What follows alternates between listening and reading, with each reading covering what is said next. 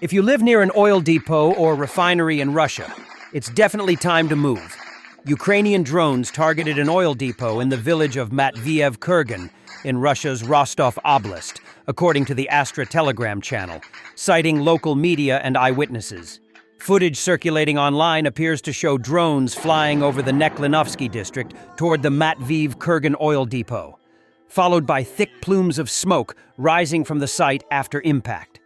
The Matviev-Kurgan oil depot supplies fuel to a range of organizations across various sectors and also operates its own network of filling stations for retail fuel.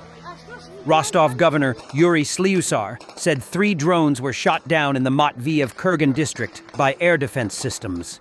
The attack reportedly damaged windows, facades, and roofs of nearby homes, as well as 5 vehicles. No casualties have been confirmed as of yet, according to Slyusar. Ukraine has not commented on the reported incident, and the Kyiv Independent could not independently verify the claims. Rostov Oblast is a region in southern Russia that borders eastern Ukraine, with parts of the oblast located less than 100 kilometers, 60 miles, from the front line of the ongoing war. The region has become a key logistical and military hub for Russian operations in Ukraine, housing supply routes, military bases, and fuel infrastructure. Rostov Oblast has been repeatedly targeted by drone attacks since the start of Russia's full-scale invasion in 2022. And the Forbes is writing that the Cubans could soon become Russia's largest foreign fighting force. Russia is increasingly outsourcing its war in Ukraine. To offset record losses and dwindling recruitment, Moscow is importing manpower from abroad. According to press statements by Ukrainian officials, as many as 25,000 Cubans could soon be fighting for Russia, overtaking North Koreans as the largest contingent of foreign troops on the battlefield. TVP World Polish News published a statement from Andriy Yusov of Ukraine's military intelligence describing the evidence shared with members of the U.S. Congress on September 19 that it is beneficial for Putin's regime to attract Cuban mercenaries. Yusov went on to say, "If a foreigner dies, there are no social payouts and no responsibility.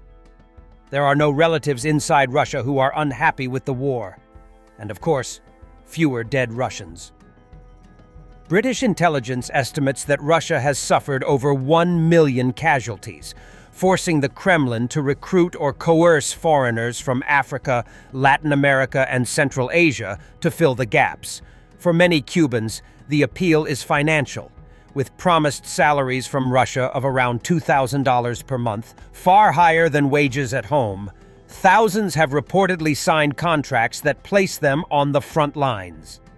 Cristina Lopez-Gottardi, an assistant professor at the University of Virginia's Miller Center, told me in an interview that Cuba is in a severe economic and energy crisis.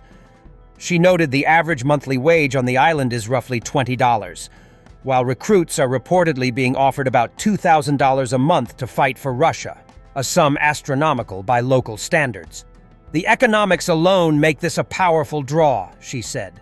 Havana has denied direct involvement, but analysts say the scale of recruitment would be impossible without tacit approval from Cuban authorities. An unclassified October 2nd State Department cable seen by Reuters instructed U.S. missions to press allies to oppose the annual United Nations resolution on Cuba, citing Washington's assessment that 1,000 to 5,000 Cubans may be fighting in Ukraine. One of Russia's main supply routes from China has been shut down. From today, the border with Kazakhstan is fully stopped. Over 5,000 trucks are stuck. Inspections are ongoing, and goods are being confiscated. Drones, EW gear, batteries, components, nothing is getting through. The State Emergency Service of Ukraine has released footage showing the aftermath of a Russian strike on an oil depot in Priluki. After the strike on the oil depot in Priluki, the city experienced significant smoke. Local authorities urged residents to close their windows and, if possible, stay indoors until the situation normalizes. It is also known that tonight, the Russians struck an energy facility in Nizhin, which led to an emergency outage in one of the city's districts. Sumy, Ukraine. The moment an Italmas drone hit a residential building. The video shows it deliberately descending. The Russians are capable of controlling this UAV, so this was a planned act of terror. The Russian Ministry of Defense released a video showing Russians tracking a Ukrainian locomotive and striking it as soon as they determine its location. Over the past month, attacks on railway infrastructure have increased, leading Ukrainian communications specialist Flesh to note that the enemy will likely prioritize destroying locomotives. Without them, train movement becomes impossible, and the supply of equipment and train operators is limited. Russian forces continue to target Ukraine's railway network, aiming to disrupt military logistics and fuel transport.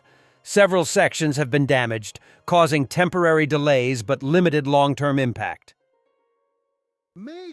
People don't give a damn about your macro level, said Belarusian President Lukashenko, who has banned price increases across the country. Because, as he noted, things should be done so that people feel good.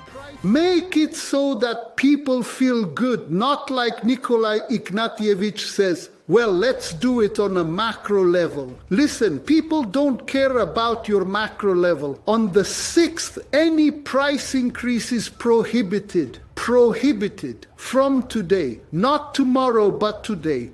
So that they don't inflate prices within a day. Then they will say, listen, we raised prices again. Therefore, from today, price increases are prohibited. And heaven forbid anyone backdates something in their accounting.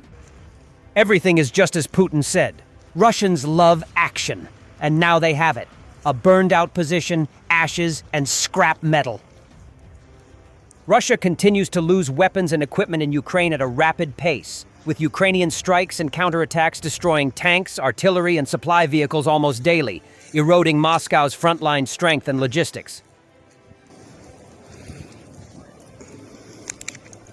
The Russian propagandist Mardan summed up the results of the special military operation. Everything is going according to plan. A sharp increase in taxes to a record level, the rise of most duties, fines, recycling fees. Strikes on our oil refineries have become regular. According to plan. What was the plan? What was the plan about? Thanks for watching, and don't forget to subscribe. Also, if you want to support Warthog Defense, please become our member and get early access to new videos, exclusive members-only videos, and become administrator in comment section. The membership link is in the description. Rescues every day. We had a guy last week at 6 rescues in 6 days. You know, he's doing the job every day.